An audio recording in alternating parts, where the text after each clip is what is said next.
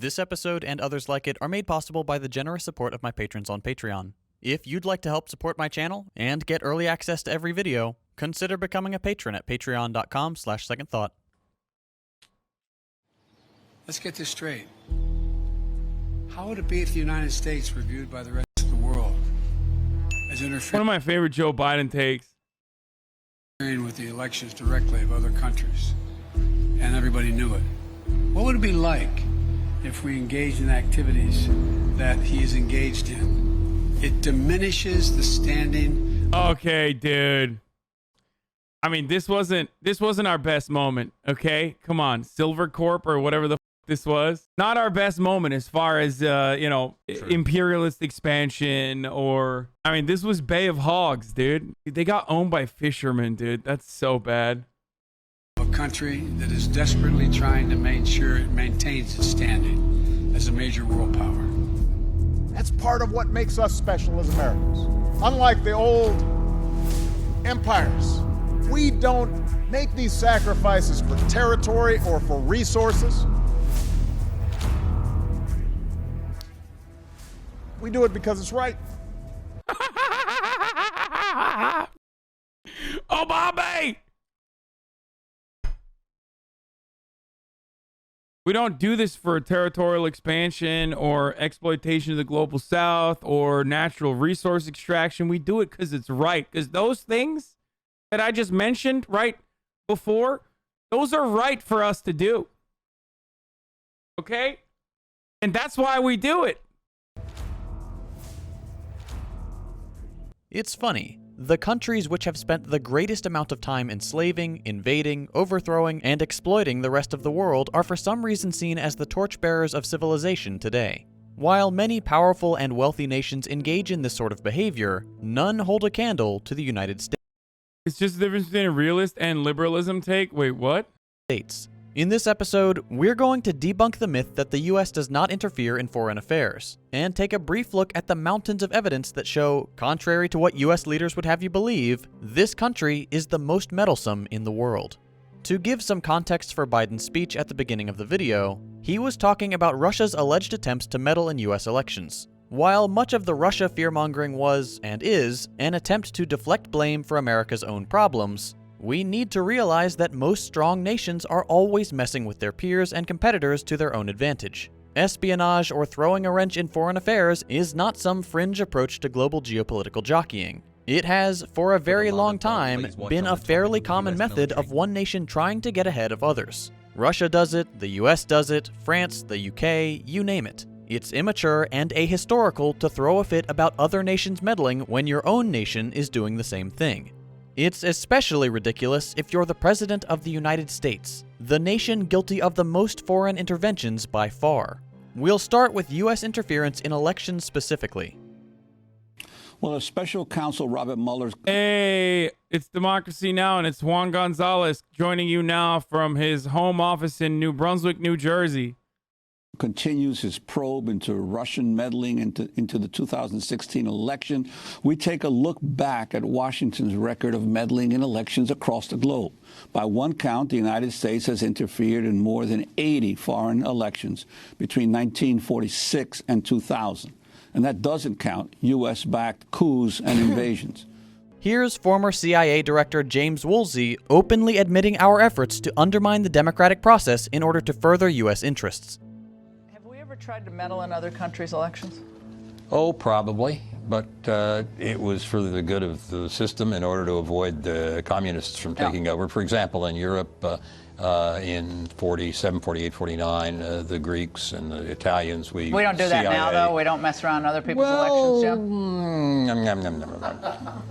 Only for a very good cause. Can you do that? Do a Vine video on a former CIA director. Only for a very good cause in the interests of democracy. All right, thank you. You'll notice that he can't even say we're no longer meddling in foreign elections. This should be obvious to anyone keeping up with current events, but it's pretty damning to hear it directly from the organization responsible for many of these crimes. Okay, so wait. If the United States isn't actually defending democracy around the world, if we're actively undermining the democratic process, why are we doing it? What's the real reason? Well, if you take a look at the history of US activity abroad, it shouldn't be hard to find the answer. nearly every single foreign intervention by the United States, with very few exceptions, has been in the interest of acquiring resources, expanding our imperial reach, and establishing new military footholds, or over... Wait, did he get to the part where it's right, though? Second thought, I think you're forgetting a critical part of this. The part where we have a very good reason to do all of these things. And that very good reason to do all of these things is that it's fucking tight, dude. It's fucking very tight, and it's very cool. So, you are once again failing to consider that important fact. I'm the referee. Obama saying that it's actually, we're doing it because it's right, is like he's saying, I'm the referee. Obama's like, I'm the referee. And I declare this to be very cool. Overthrowing governments that refuse to bend the knee to U.S. superiority and installing puppet regimes more agreeable to U.S. goals in the region. This may sound uncharitable, but it's objectively true. We have libraries worth of evidence of the imperialist crimes of the United States. I've left some examples in the description. It's not random either. The capitalist powers, especially the US, have very specific targets they try to sabotage. What kind of governments does the US try to undermine? It is always those that have implemented or are beginning to implement left-wing economic policies. The United States corporate-controlled government understands that humane, common-sense, worker-centric policies are incredibly appealing to the average person, including Americans. U.S. leadership does not want to run the risk of a successful left-wing economy growing large enough to offer the world an alternative to destructive, genocidal capitalism. But trying to influence the outcome of elections will only get you so far. If you really want to throw a wrench in things, you need to take a more aggressive approach. This is where the US really shines. You've probably seen this infographic floating around online. It's a little outdated at this point, and doesn't even include all the US's interventions, but the fact that the United States, the supposed defender of freedom and democracy, has engaged in at least 56 military interventions in Latin America since 1890 is insane. When casting doubt on an election outcome just isn't enough, the imperial powers have some other tricks up their sleeve. The favorites of the United States are fomenting coups, funding right-wing death squads, and sending in the CIA or paramilitary groups to cause as much chaos and disarray as possible. The list is far too long to cover in depth, but let's take a look at just a couple of the more well-known examples. We'll start with Chile.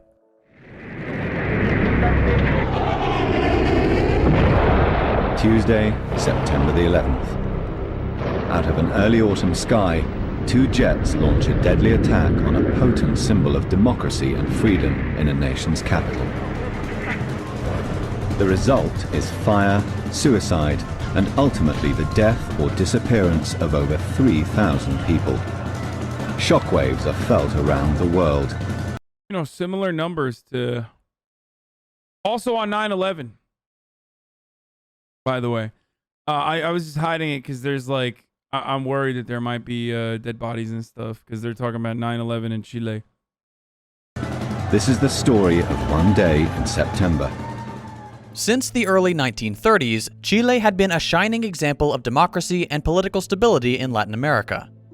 Except now it's really just extra shiny and extra democratic.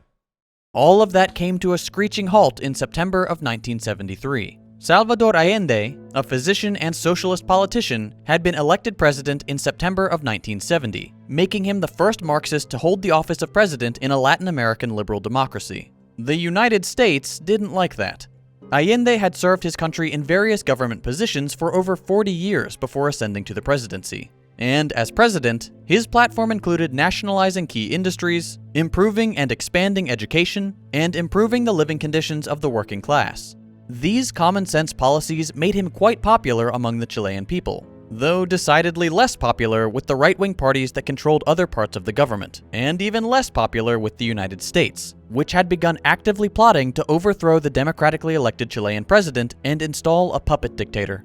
These plans came to fruition on September 11, 1973. The Chilean military, supported and advised by the CIA... How is Henry Kissinger still alive, dude? Think about that, dude. Motherfucker's still alive, dude. CIA laid siege to the presidential palace. Allende vowed he would not leave, and instead broadcast what would become his final speech to his fellow Chileans, an inspiring call to never give up and look towards a brighter future free from oppression. From inside the palace, Allende refused to leave, true to his promise not to surrender the government for... Venezuela does so much more imperialisms than the U.S. does, to be honest, though.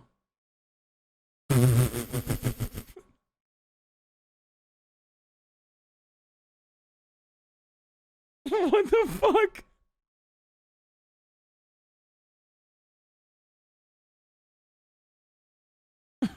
You're right. For which the ordinary people of Chile had voted. He broadcast this last message, then he shot himself. Trabajadores de mi patria, tengo fe en Chile y su destino.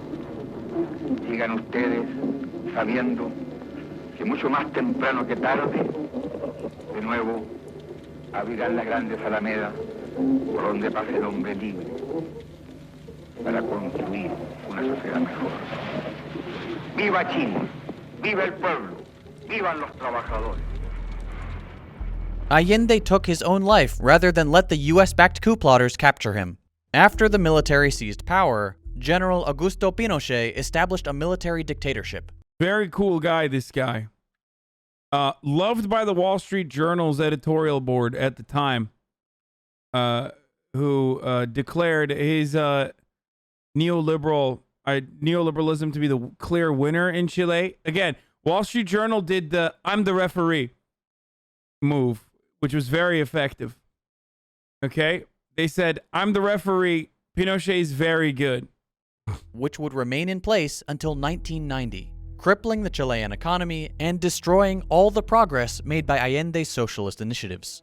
You've probably seen right-wingers make references to pushing their political opponents out of helicopters. That was invented by Allende. Or They're not referring Allende, to Pinochet. I don't know why I said Allende, sorry. Chile under Pinochet. It was common during that bloody period for the military to kidnap dissidents, take them up in helicopters, and throw them out, typically over the water, and usually with their stomachs cut open, so that their bodies would sink. At Pinochet's Can't see, but was that? I don't even know what that was. direction, thousands of Chileans were tortured, executed, or disappeared. All of this was the result of the United States and their genocidal commitment to ensuring no economic system could ever offer an alternative to capitalism. Let's look. This is just like when what they're doing here is just like when someone says that it's happening in America right now, brother. It's when I can't say the N-word. Literally 1987 George Orwell Animal Factory. Just like Animal Crossing, brother. At another example, Nicaragua. After the revolution, during which the socialist Sandinistas overthrew the Somoza dictatorship in 1979, the United States once again set its sights on Latin America. The US had originally intended to work out some kind of agreement with Nicaragua, but when the country chose to side with the global socialist movement and work with Cuba and the Soviet Union instead, the US quickly changed its approach. As with Chile, US leadership was completely unwilling to allow a budding left-wing economy to grow to eventually challenge the myth of capitalist superiority. They feared a socialist movement, a genuinely democratic movement, unlike the facade of democracy we have in the US, would inspire revolutions throughout Latin America. In December of 1981, Reagan authorized covert operations in Nicaragua.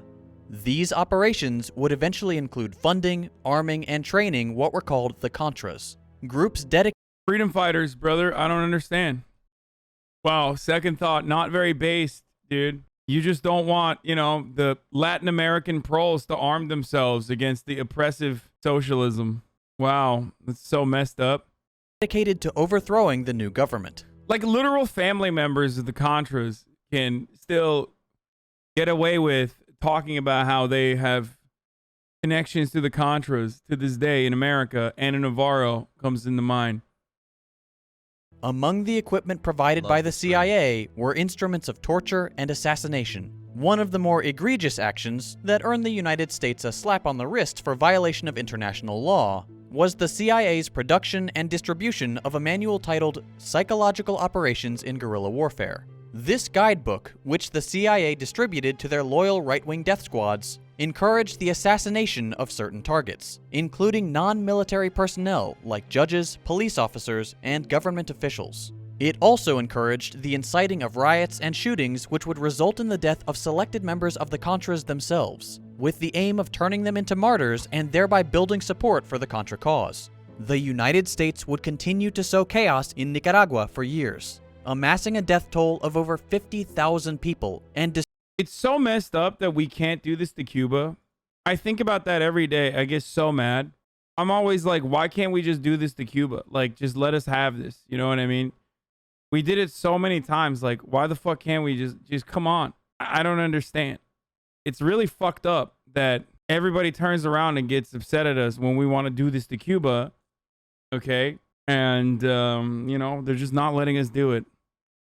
The irony is, like, if you fucking put that in a no context HasanAbi clip, like, that would get me brownie points with most neoliberals and also Republicans in general. And also Democrats, which all happen to be neoliberals for the most part. Like, you clip that out of context, and that's, like, the American policy position.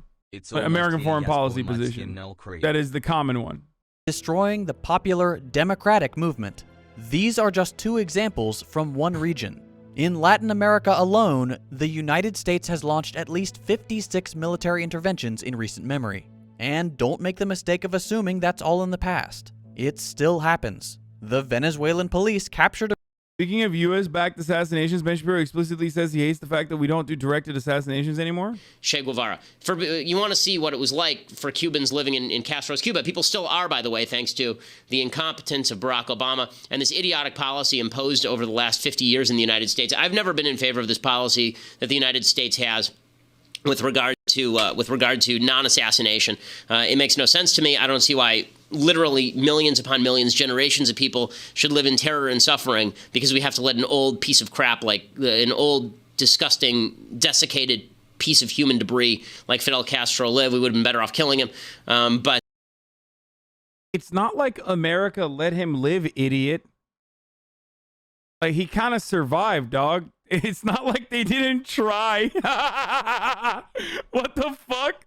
What, do you think the American foreign policy was like, no, let's make sure that Castro lives a long life?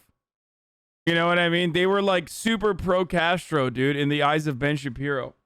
Motherfucker dodged, dude. What do you want him to do? What do you want America to do? They tried to murder him a lot. But here's what it was like in Cuba. And I love this take, dude. He just straight up was like, why can't we just murder more people that we want to murder? It's great. Anyway, Ben's looking kind of thick right now. A group of American coup plotters just last year. And as we speak, we're witnessing a surge of right-wing opposition to the democratic election of socialist candidate Pedro Castillo in Peru. It is absolutely guaranteed those factions are working with U.S. intelligence agencies to undermine the... I'm Norwegian, studied poli-sci, was an exchange student at U.S. at Chapel Hill for a semester. In Norway, the Pinochet takeover is unambiguously covered as a right-wing dictatorship, whereas in the U.S. it was covered as something implicitly bad but necessary to protect Chile and its economy. Like, Ben's advocacy right there is exactly... Like, I'm joking when I say, why can't we do this to Cuba? Why can't we do this to Cuba? Ben is saying that unironically, okay? Like, Ben's literally like, why can't we murder, officials in other governments? Like, why can't we? Like, please. Democratic process and prevent socialism from gaining any ground. Latin America represents the front lines in the fight to throw off the yoke of capitalism and build a brighter, freer future without the oppression of the United States or the other imperialist powers. It is essential that Western socialists support these struggles for self-determination. But Latin America isn't the only target. We've also seen decades of coups and attempted nation-building by the US in the Middle East and in Asia. There's a reason the United States is running 24/7 propaganda operations and has over China likely is training drone pilots to target the United States. Is fucking excellent news coverage from liberal media, by the way. 400 military bases surrounding China, a country that routinely supports growing socialist movements in other countries. So, when US officials claim that we don't meddle in foreign elections, that we do what we do for the sake of defending democracy and freedom, understand that they're lying to you. and they know it. The United States does not defend democracy abroad. We don't even have real democracy at home. American leadership has lied about socialism for over a century. And if you don't believe me, read the CIA's own words on Stalin, saying that the Western conception of communism is wrong, and that the Soviet Union did indeed have collective leadership, as opposed to the strongman dictator myth that American leadership peddles to this day. All of this information is out in the open. You can find it just by searching a few keywords online. The fact that the President of the United States can address the American people and brazenly claim that this country does not meddle in foreign affairs should be insulting to you. Every U.S. administration is counting on the fact that the American citizens will never take the time to educate themselves and deconstruct the imperialist propaganda.